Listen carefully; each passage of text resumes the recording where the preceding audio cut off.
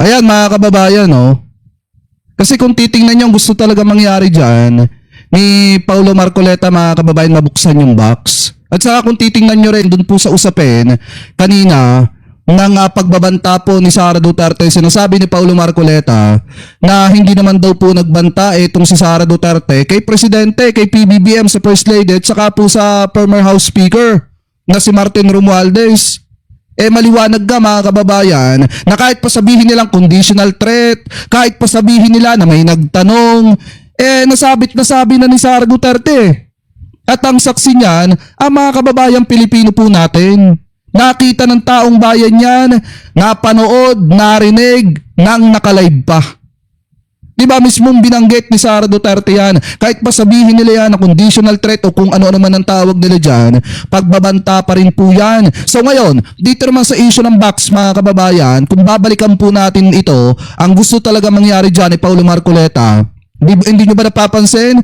Sa lahat ng proceedings na nagdaan patungkol po dito sa impeachment ni Sara Duterte, puro pagtutol po at pagdepensa kay Sara yung ginagawa niya. Pero yung kaninang sinabi niya na hindi siya tumututol na buksan yung box, yun po mga kababayan, alam niya sa sarili niya na kapag binuksan yung box mga kababayan at may nalabag yung proseso ng impeachment mga kababayan dito sa saligang batas, malaking red flag po yan sa impeachment proceedings. Kaya gustong gusto po niya na mapabuksan sa mga kasama niya po. So ngayon, ituloy pa natin mga kababayan, ito pang usapin natin dito pa sa sinasabi ni Paulo Marcoleta na yung video daw ng pagbabanta ni Sara Duterte, in-splice daw yon mga kababayan.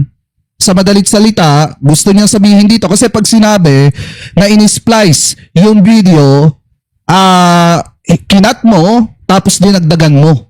Ano po, para magmukha na sinabi talaga yun ni Sara Duterte kahit hindi naman. Yun yung gusto niyang sabihin sa publiko. Kaso ang problema, lahat tayo mga kababayan nakasaksi noon na sinabi ni Sara Duterte yon on live.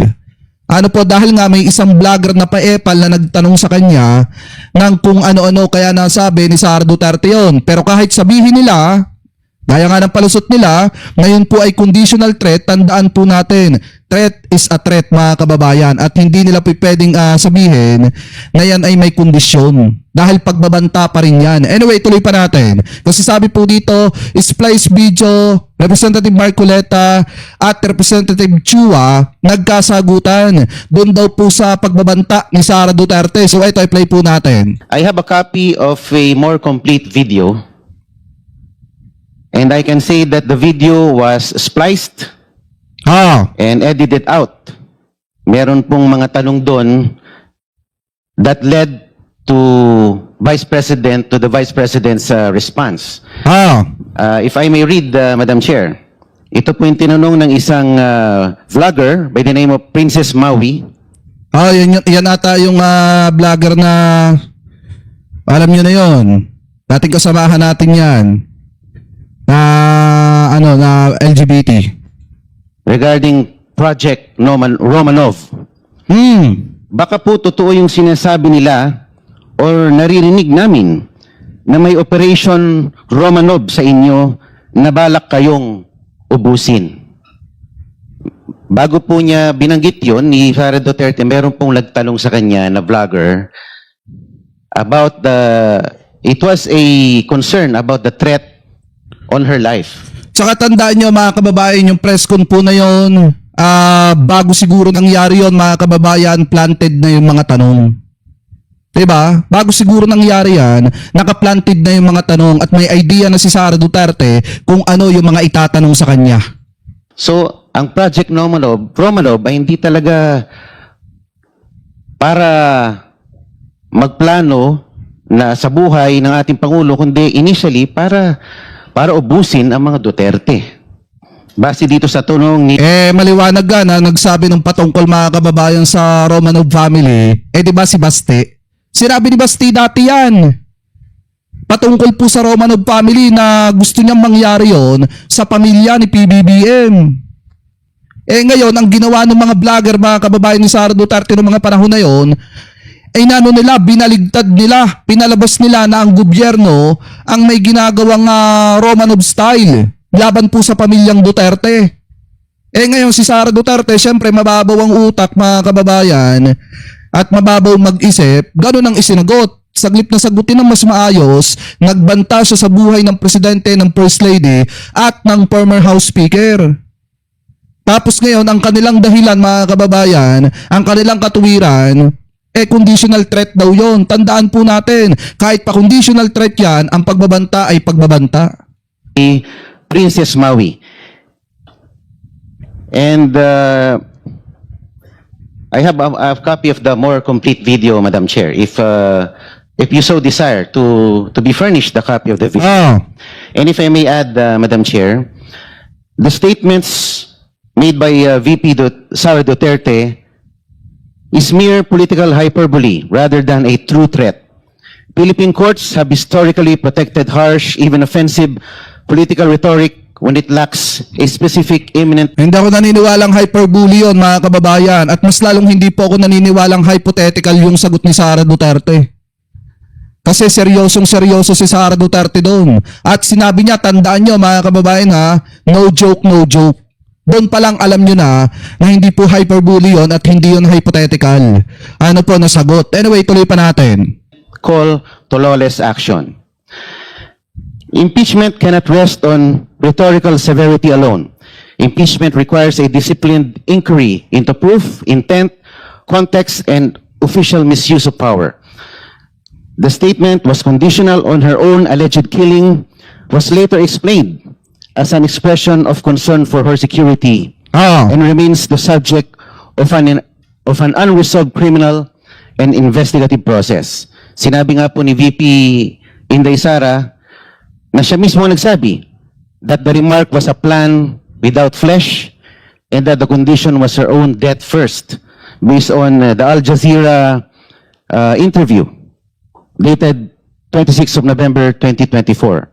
Unless the House can prove that the Vice President made a serious operational instruction to an identifiable person or used her office to advance such plan, the allegation is better treated as a matter for criminal investigation and political censure, not as a self-executing basis for removal from office. And if I may end this manifestation, Madam Chair, based on the fourth verified complaint itself, the allegation arises from a statement made during a press briefing framed as a conditional and dependent on a hypothetical scenario.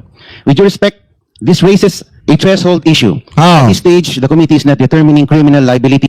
Parang sinasabi dito mga kababayan ni Paulo Marcoleta na yung naging sagot sa ganong klaseng senaryo ni Sara Duterte, ano daw mga kababayan, conditional. Conditional, gusto niya palabasin, conditional threat. And then hypothetical threat mga kababayan. Parang ganun, yung gusto niya sabihin dito. Kaso ang problema mga kababayan, nagsalita si Sara Duterte ng no joke, no joke. Hindi siya nagbibiro. Diba? At gagawin niya talaga yun. Kaso ang problema, nakabantay yung mata ng mga kababayang Pilipino po natin kay Sara Duterte. Kaya hindi niya magawa-gawang saktan si PBBM dahil sisisihin siya ng milyon-milyong mga kababayang Pilipino po natin pag may nangyaring hindi maganda kay Presidente. Ano po? Anyway, tuloy pa natin. It is determining whether the complaint alleges sufficient grounds based on its contents. A statement standing alone without an overt act, without corroboration, and without evidence of execution remains an allegation. And here, habang pinapanood po natin ang mga video ni BP Sara, ang Pangulo ay nananatiling buhay na buhay, alive and kicking. Paano nga hindi nga nila magawa? Kasi nga nakabantay ang mamamayang Pilipino po natin. Pero kung hindi pinansin ng taong bayan, yung pagbabanta ni Sara Duterte mga kababayan, gagawin niya talaga yun. Lalo na't may kinausap nga siya mga kababayan. Diba? Lalo na't may kinausap siya na tao. Gagawin niya talaga yun. Siseryosohin niya yun. At since siya yung beneficiaries, kung sakali may mangyaring hindi maganda kay PBBM, siya yung makikinabang, dapat talagang tutukan ito ng panahon at pansin, hindi po dapat binabaliwala ito. Kasi ang nagbanta, Vice Presidente, na siyang successor mga kababayan, kung sakali may mangyaring hindi maganda kay PBBM.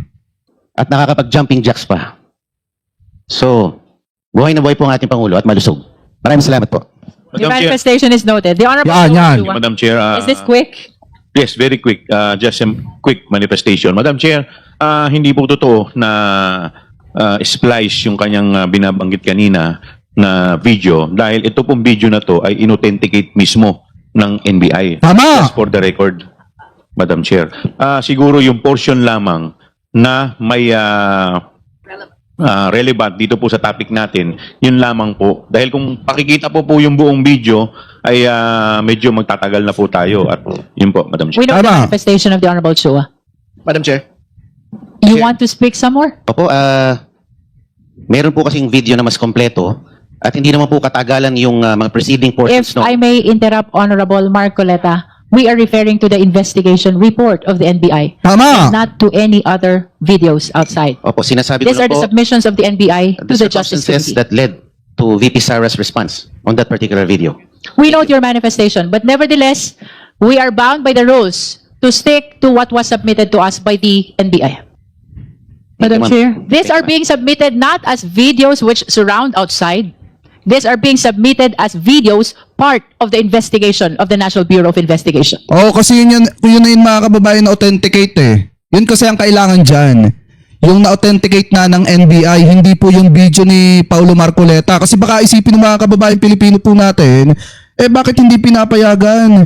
Yung video na gustong ipakita ni Marcoleta ay parehas lang naman yun. Uulitin ko po mga kababayan ha, yung video na ginamit kanina at ipinakita kanina dito sa camera, yun po ay na-authenticate na ng NBI. At yun po ay pinatutuhanan ng NBI na hindi po edited yung video na yun at yun ay ginawa ni Sara Duterte ng nakalive. Ano po? Anyway, tuloy pa natin. And we cannot go beyond that.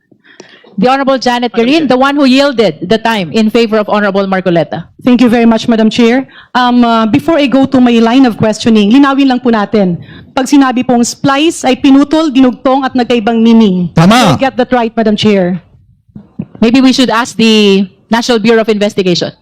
Well, sabi nga namin, part po ng submission namin, that is authenticated. It was not splice. It was just, pag sinabi pong splice, para may ni-replace ka dyan eh. In Ah. other words, Madam Chair, it is not spliced dahil hindi mo pinutol at dinugtong para magkaibang meaning. And pwede naman po na kung there's time na nakita naman po napanood yung buong video. And in fact, doon po sa counter, yung sinasabi po ni Congressman Marcoleta was already been discussed on the counter affidavit na sinabmit po ni Vice President Duterte doon po sa kaso sa DOJ. Kaya po na-raise na po yung mga issue na yan. So, Madam Chair, can the Actually, NBI confirm magkaiba po yung may puputulin ka at idudugtong para magkaroon ng ibang meaning vis-a-vis na kumuha ka sa specific portion ng video na merong threat. Tama po? Tama. po namin yung specific na portion na nagsasabi ng threat. Okay. Let me move forward, Madam Chair. Kasi nga naman pag sinabi mong in-splice yan, pinalitan. Pinalitan ng ibang mga kababayang video o pinagdugtong para masabing nagbanta talaga kahit hindi naman. At yun yung gustong palabasin dito ni Marcoleta Jr. Anyway, tuloy pa natin. Chair, nasabi rin po kanina ng ating kagalang-galang na kulig, si Honorable Marcoleta, na tila nagkaroon ng plano para ubusin ang pamilyang Duterte. Can we ask the NBI if there indeed was such a plan? Si RD Lotok will answer that because that was part of the investigation na nagsabi na merong nga pong Oplan Romanov. So RD Lotok. Madam RD Chair, Lotok is recognized. Madam Chair, may I just react to my ninang After regarding the the answer splice? of the NBI, please. Opo. Kasi sinabi ko rin po edited out. So there could be omissions na hindi na-include po sa video. We So, note your thank you. additional Thank you manifestation. po. Ayan mga kababayan ha, pero kahit na ganyan, nagtatanggol si Paulo Marcoleta kaya Sara Duterte at sinasabi na hindi po mga kababayan in-splice yung video at edited at hindi po ito yung mahabang video na tinutukoy po niya, tandaan po natin mga kababayan, nagkaroon na ng butuhan kanina.